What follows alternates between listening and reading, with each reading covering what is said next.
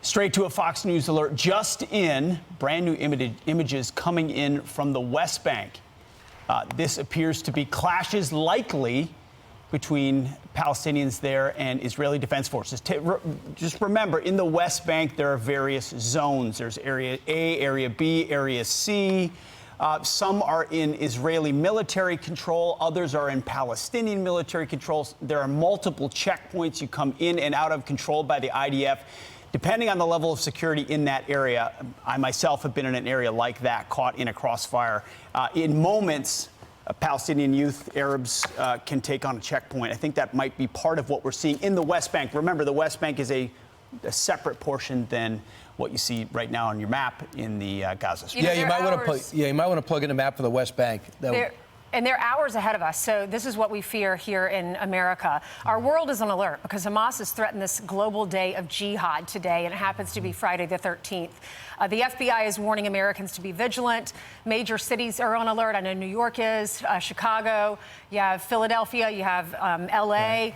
In Europe, they're feeling the same way. The synagogues have security here in New York and all over the country.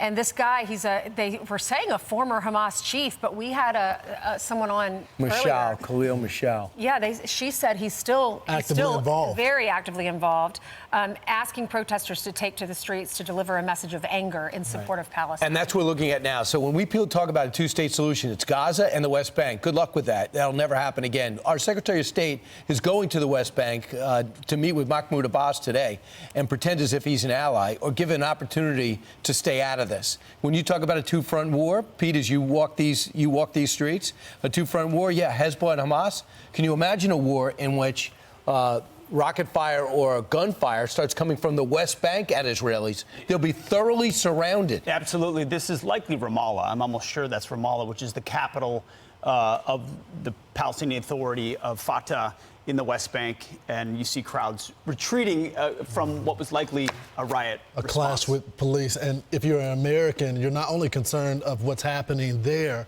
but this same thing has been called, this day of rage, to happen in the States as well. And so the question is how our police are going to respond to this. We know all of NYPD has been called in. If you have a uniform, you have been told to put the uniform on to be prepared for anything. By the way, over the last few days, you saw riots, UK in support of the Palestinians. Yep. I guess Hamas, don't sugarcoat it. It is terrorists you're supporting. In Spain, same thing. We saw the same thing, riot. We see these clowns over at these colleges from Columbia to Harvard, all in support of the Palestinians. And now we understand, too, watching online in Jordan, right by the West Bank, where there borders the West Bank, they are rioting around there, trying to get in. And then we also saw pictures, I understand we have video in the control room of Yemen, who is obviously fully supported by the Iranians. The Houthi rebels are in charge, allied with the Iranians, and they are rioting and taking Hamas's call to show your support by having a day of jihad. So that is indeed happening. But overall, we are I know all of us are pro-Israel. Most of our country is pro-Israel. They should be. And I know that France has been pro-Israel. The Eiffel Tower was lit in blue and white. And do you know that the president of France is telling everyone in that country, you are not allowed to protest and have these pro-Palestinian protests. We will not allow that in France. So obviously, there's a split here in the country, Pete, because you want to respect civil liberties. But as I noted to you, because I went to a protest yesterday, it's supposed to be worse today. You have people that are openly confessing and calling for jihad. And I think it's important to know, these are the same folks, jihadists, that attacked us here in New York City. These are the same folks that Iran is funding. These are our enemies as well. Same ideology, Lawrence. Hamas equals ISIS. Hamas equals Al-Qaeda. Same worldview.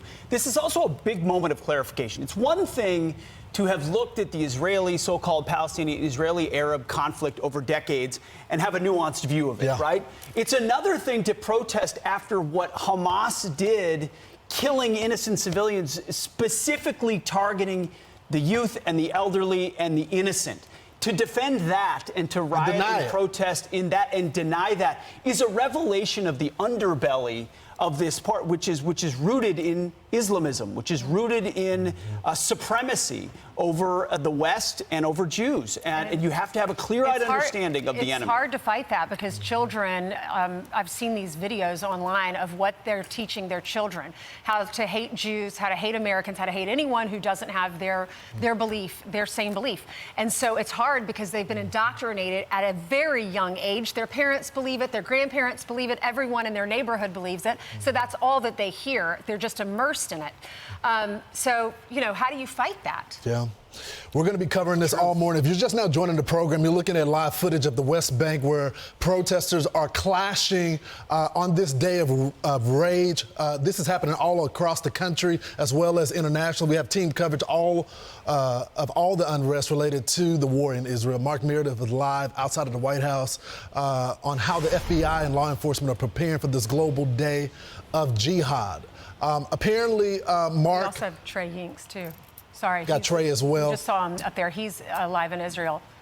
All right. Yeah, let's go to Trey Yinks right now. Trey Yinks is, as you know, on his way to check out the area in and around the Iron Dome. And Trey, you're hearing sirens? We're not hearing sirens here, but we are getting alerts on our phone right now. And this is significant breaking news. Right now, there are air raid alerts sounding across northern Israel. So this means one of two things. It means Hamas inside Gaza has fired a long-range rocket toward northern Israel, or it means that they are firing from southern Lebanon. We will wait to see what information we can gather right now, but I just want to show you on my phone here.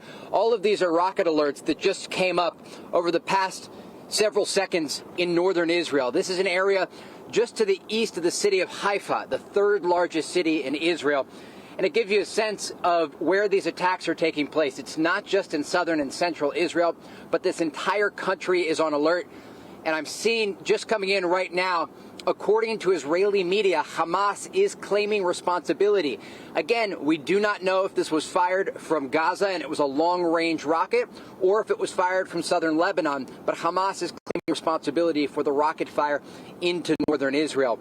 All of this comes as we do have some new reporting for you this morning. I'm told by a diplomatic source that currently inside the Gaza Strip, whenever the Israelis are warning civilians, either with a roof knock strike or with a text message that their building is going to be destroyed, that there are some instances of Hamas stopping civilians from leaving the building. Now, this was confirmed to me by a source on the ground in Gaza City.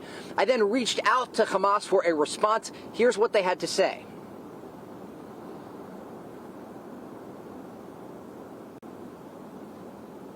This is absolutely wrong. This is not our decision. This is not our policies.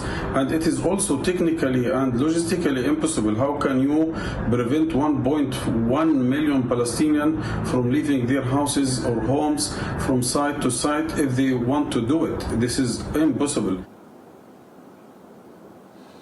In the past, Hamas officials have lied in their statements, so we should note that I also spoke with this senior Hamas official in Gaza about the civilian casualties that we saw with our own eyes in southern Israel, and he said that they did not happen. But this is significant, and I want to note this is different than the evacuation order that Palestinians received overnight, which is a general evacuation order from the northern part of Gaza. The Israelis are giving Palestinians inside the Gaza Strip just 24 hours to evacuate. That's 1.1 million people, an indication that Israel is likely preparing to go in on the ground. Trey, what percentage of the Gaza Strip believe in Hamas and share their ideology and think this is okay? So look, there are two major political parties in both Gaza and the West Bank. You have Hamas and you have Fatah. Both have military wings and both have the ability to fire rockets. The second largest group inside Gaza is Islamic Jihad. All of these organizations don't always get along, but I can tell you that I've been inside Gaza when there has been rocket fire, and just as an observation, there are often groups of people cheering when the rockets are fired from the Gaza Strip. But we should note there are more than 2 million people in Gaza, and many of them fear Hamas. They are very afraid about what's happening right now. And I've spoken with the average Palestinian in Gaza who said this week to me that this was a horrible thing that happened, the slaughter of Israeli civilians. So it's a mixed bag when you talk to Palestinians, but there are many inside Gaza that support Hamas. It's how they got elected back in 2006 to run the Gaza Strip. But at the same time, there are many women and children there who are also quite frightened about what's taking place, and we do know the death toll is rising each and every hour. Hey, Trey, we're showing images right now in the West Bank. You have laid out very well Hamas's control in Gaza. What's the power balance between Fatah and Hamas in the West Bank? Who actually controls the ground were there to be a decision to strike Israel even more from the West Bank? How much power does Hamas have there? That's a great question. In terms of a governmental power, Fatah controls the entire West Bank. They're led by Palestinian President Mahmoud Abbas in the city of Ramallah. But there are towns and cities in the West Bank that basically are under Hamas rule. When you drive through them, and we have done just that, on the lampposts you see green Hamas flags. And just a few weeks ago, Fox News had an exclusive in bed with the Israeli army in the West Bank. And we went to the city of Tulkarm. It's a city that sits just on the border of Israeli territory. And as we were there, the Israelis were engaged in a gun battle for hours. We had to take cover in a civilian house, and the Israelis were firing from the kitchen window, and ultimately they killed one Hamas militant. And again, this is in the West Bank. There are thousands of militants in the West Bank, and so far they haven't been activated to launch any sort of wide-scale attack. Throughout the year, they have launched a series of individual attacks, but it's a major, major battlefield for the Israelis, and it's part of the reason you've seen an increase in troop deployment, not just here to southern Israel, where we see the tanks and the APCs preparing to go into Gaza, but also in the West Bank. The security situation is boiling here, and there's a real understanding that what's happening here in the south could spill over into the West Bank. So, Trey, I guess the big question that, nationally, internationally, they're calling for this day of jihad. When you talk to Hamas officials, what are they expecting folks to do? And as you look at the West Bank, you can see one of the Hamas flags in the crowd. What do they call their people to do during this day? They're calling for acts of violence, and it's incredibly dangerous as it relates to the broader Palestinian cause. We talked about this earlier, but I've spoken with friends in East Jerusalem, Palestinians, who say this was the worst thing to happen to the Palestinian cause in the history of their people. Because they understand that the average person who's watching this from afar may not understand the nuance between Hamas and Fatah. They may not understand the nuance between the average Palestinian who works alongside Israelis in a city like Tel Aviv, for example. And they may associate all Palestinians with Hamas and the brutality that took place against the Israeli civilians in southern Israel on Saturday morning. And so it's a very dangerous cause, and it's a gray area because you see university students in the United States protesting before Israeli civilians are put in the ground and buried. And when you look at this as an observer and you look at those individuals, they either A, don't understand what they're protesting and what they're supporting, or B, are being apologetic for the massacre of civilians. And this is important to understand. And if you're at home watching all of this unfold, it's important to know the difference between Hamas and the average Palestinian. There are many Palestinians that live in the city of Tel Aviv, where I live. They work alongside Israelis. They are friends with Israelis. They go to the beach. They're average people. But Hamas militants can give them a bad name. And so if they don't make a clear distinction about what's happening here in the south and that massacre of more than 1,200 Israeli soldiers and civilians and those that were taken captive into the tunnels of the Gaza Strip, it's an information war that's happening parallel to this ground war and this operation in southern Israel. Trey, also, I know in the Jewish tradition, they want to bury, it's tradition to bury the dead immediately. Sometimes, and correct me if I'm wrong, the next day, right? How are they handling this when some of them don't have the bodies of their loved ones, or everything's in political unrest, or there's so much unrest? How do you bury someone? How do you arrange the synagogue and all of that when everything is, it's a war zone? It's a great question, and I want to talk about the funeral process here, and I'm going to describe something a little bit graphic for a moment, so I just want to warn our viewers. Yesterday when we were at that music festival site, before everything erupted and they chased down this Palestinian militant, we watched as Israeli officials from an organization called Zaka stood there and dug through the debris of burned bodies in the ground.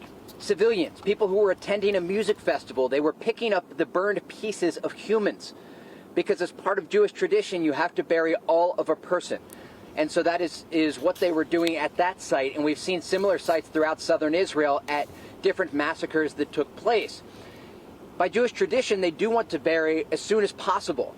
And so it's an agonizing wait for so many families, as they don't know if their loved ones were taken back into Gaza or if they were slaughtered and just haven't been found in the communities along the border.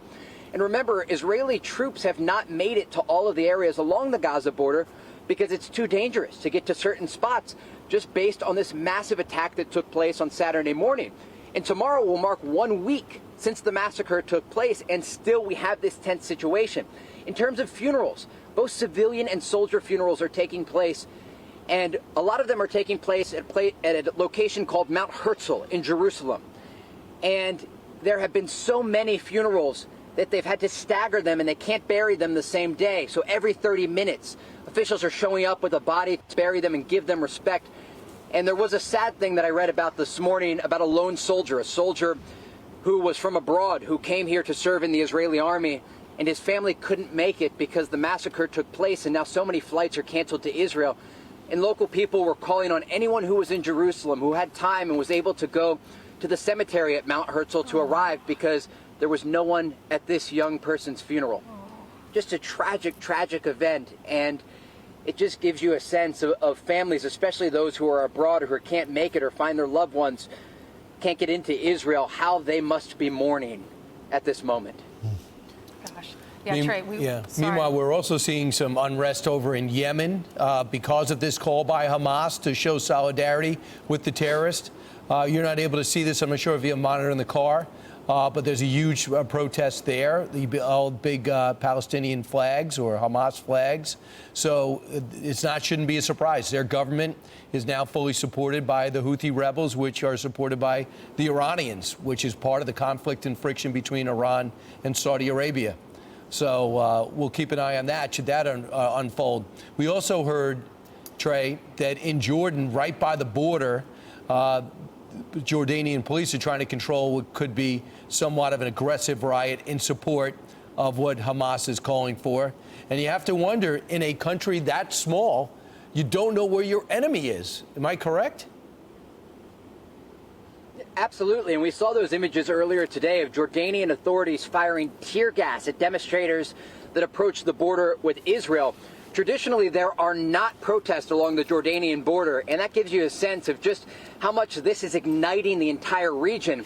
We should note, it was once described to me by an Israeli official, a defense official in Tel Aviv, who said the Iranian regime is like an octopus. It has tentacles all over the Middle East. So the threats that are facing Israel don't just come from Gaza and groups like Hamas and Islamic Jihad, but they come from Lebanon and the militant group Hezbollah that has thousands of precision-guided missiles all aimed at Israel. We've seen the classified documents. The former defense minister, Benny Gantz, showed me a map. The Israelis had identified all of the locations. And it's a serious threat. As the general noted earlier in the show, it would overwhelm Israel's missile defense system, the Iron Dome. But again, it's not just Gaza. It's not just Lebanon. It's Syria. Already this week, we've seen mortar fire from southern Syria into the Golan Heights. The Israelis responded with artillery. You mentioned the Houthis in Yemen, supported by the Iranian regime. You have Iranian-backed Iraqi Shia militias in Baghdad, in the surrounding area. You have the Iranian regime itself that has long-range ballistic missiles. This is a widespread threat. Earlier in the week, in Egypt, a police officer slaughtered 2 Israelis who were on a tour. And so the entire region is erupting right now. Internally in Israel, there's tension in East Jerusalem in the Sharfat refugee camp. Just outside of Jerusalem, we saw clashes a number of times this week between Israeli security forces and Palestinian youth. There have been calls in larger cities in the West Bank to take to the streets. And so far, it's not as widespread as officials worry about, but they have to brace for this possibility, especially amid these calls for a global day of jihad.